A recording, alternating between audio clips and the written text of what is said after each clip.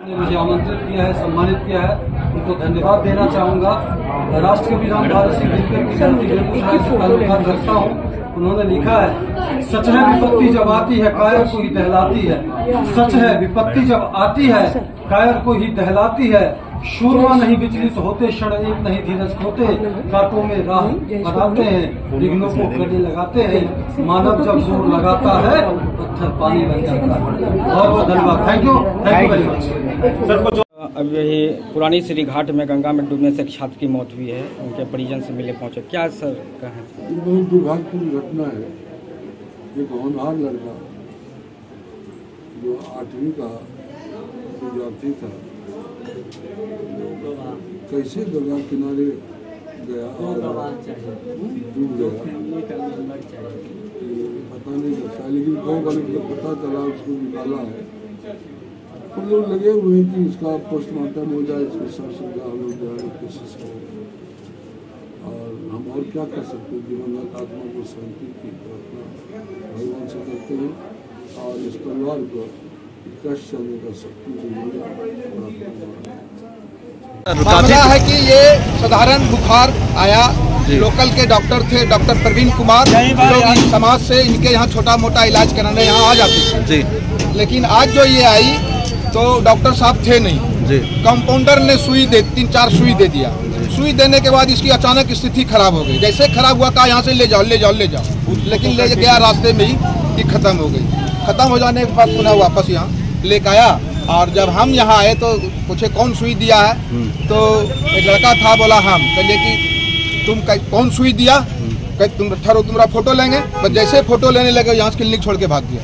कौन लड़का था? नाम क्या? का नाम नहीं जानते।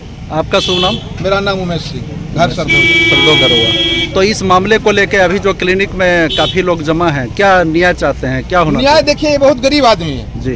गरीब आदमी है तो इसकी जान तो वापस ला नहीं सकता जी। तो इसकी कुछ भरपाई कर दे, कुछ क्षतिपूर्ति कर दे। स्थानीय थाना को सूचना दिया अभी तो नहीं, 112 डाल यहाँ आई हुई है। ये भी पूछ रहे हैं क्या करना है। अब परिजन, ये इसका परिजन जो चाहे वो करे। लोधीपुर थाने की पुलिस पहुँची है यहाँ? पुलिस यहाँ पहुँच गई। क्या घटना घटी है यहाँ, पता है आपको? सर हम थे वहाँ बाहर में जी। तो वो लेडीज आई, यहाँ पर जमा हो गया आदमी। तो हम यहाँ पर आए तो देखें कि वो बेहोश हो रही थी।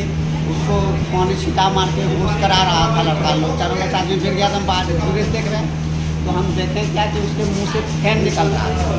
तो फिर हम उधर गए, भीड़ पूरा लग गया। तो हम उधर गए तो फिर देखते हैं कि आपके डॉक्टर साहब कहाँ हैं? आप डॉक्टर हैं? नहीं आए हैं आज नहीं आए। तो पेशेंट की स्थिति जब गड़बड़ थी, आपने ट्रीटमेंट कैसे गच लिया? उसका नहीं गचे सर। हम उसको कुछ वो नहीं किए, फिर वो नहीं किए। इंजेक्शन कौन दिया था? अब कौन दिया ये भी नहीं देखे सर। पूरा भीड़ जो लग गया ना, तो हम देख भी नहीं पाए कि इंजेक्शन कौन दिया, नहीं दिया। कलकत्ता वाली जो घटना हुई है उसको लेकर है, लेकिन साथ में उसका प्रोटेस्ट के साथ साथ आगे ऐसा घटना न हो इसके लिए भी है, जागरूकता बढ़ाने के लिए और सरकार की आँख खोलने के लिए कि हर बार घटना होने के बाद ही ये सब काम हो। तो उससे अच्छा है कि पहले उसको रोकथाम किया जाए। जो डॉक्टर एसोसिएशन का पहले से ही मांग है कि प्रोटेक्शन एक्ट लगाया जाए, इमरजेंसी में भीड़ भाड़ रोका जाए, बाहरी आदमी की शिनाख्त किया जाए और उसको गेट पे ही रोका जाए, एक पास दिया जाए जिससे कि पता चले कि कौन मरीज का आदमी है, कौन उसके साथ ऐसे ही सिर्फ दंगा फसाद करने के लिए पहुंचा है। जनरली जो मरीज के अटेंडेंट होते हैं वो नहीं करते हैं, उसके साथ जो फालतू आदमी घुस जाता है वो लोग लड़ाई झगड़ा मारपीट या कुछ भी गलत घटना का अंजाम देते हैं। तो ये सब रोकथाम के लिए तो कितना बार आवाज़ उठाया गया है, IMA के लेवल पर भी, एसोसिएशन के लेवल पर भी और पर्सनली स्टूडेंट वाइज भी।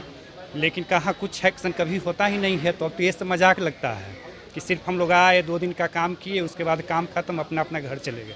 न सरकार के कान पे कोई जरूरत रहती है, न अपने लेवल पर डॉक्टर भी इसके लिए कुछ नहीं करता है। इसमें डॉक्टर की भी कमी है। हम लोग का एसोसिएशन सिर्फ नाम का है, उसमें काम कुछ नहीं होता है। अगर काम होता तो उसका रिजल्ट हम लोग को दिखता, लेकिन कभी कुछ रिजल्ट नहीं। हम लोग 2005 से देख रहे हैं मेडिकल कॉलेज में आए दिन घटना होता है। 2 दिन 4 दिन पर मारपीट कुछ न कुछ होते रहना है। उसके बाद यही डिमांड होता है, कभी प्रिंसिपल से डिमांड करिए, कभी सुपरिटेंडेंट से करिए।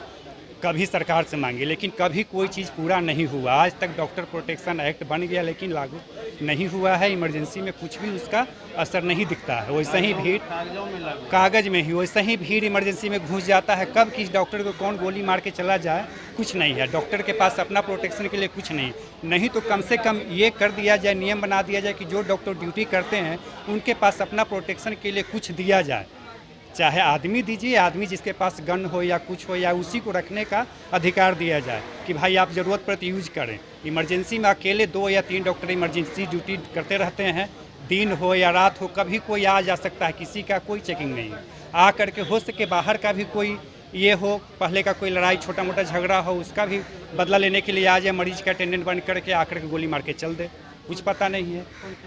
हाँ, कोई पता ही नहीं है, किसी का शिनाख्त ही नहीं है, कोई पास ही नहीं कि का है, और ना कोई चेक करता है। एक सिंपल रेलवे स्टेशन पर जाते हैं या एयरपोर्ट पे जाते हैं, कितना चेक होता है, लेकिन यहाँ हॉस्पिटल में हज़ारों आदमी है, इसका प्रोटेक्शन का कुछ नहीं है कि मेन गेट पर कुछ स्कैनर